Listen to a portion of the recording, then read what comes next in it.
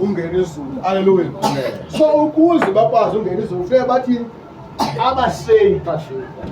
Haleluya. Uthi kaloku sishape khona ukuze abantu bakwazi ungena ntoni? Izulu. Haleluya. Yabona ilethi le yecango. Ilethi yecango iba nesithixo ndithi. Isithixo uzesingene phakathi la ndawo yaso kufuneka senziwe ishape yokungena phi kwilethi.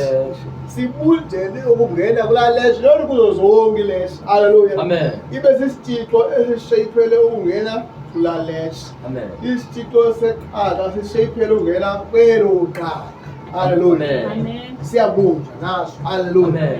Nezitena masixa zenza ntoni siyabunga kuthiwe size 9 isitena, size 3 isitena, Facebook zibunda ngokweefolomu zazo. Haleluya. So nomntu ke ngoku nayo yathini uyabunjwa ngoba iBhayibhile ithe kunesango elimxilo. Haleluya. Isango elimxilo alingena nakanjani na. Haleluya. Lingena ngomntu ovumile ukubunjwa for ukungena phi kwela sango. Haleluya. If awukwazanga unyamezelo lobunja awuzukwazi ukungena ngoku isango likhona. Haleluya. Ngoba hayi kunzima enkonzweni. Yho. Kunzima ecaweni. Yho. Iyabiza icawe iyabiza imali kwezinkonzo. Haleluya. Kanti awuvuma ngothini ushapeke. Haleluya.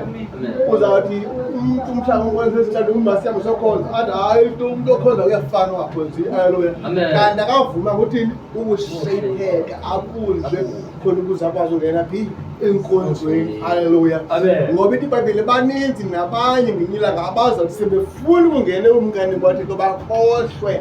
Why bengazungena abantu kungenqaba bawuvumanga besemhlabeni ukubunjwa ishape yabo bezama ukuya babaxinga ngamagqa because batheni that's what they tell emhlabeni.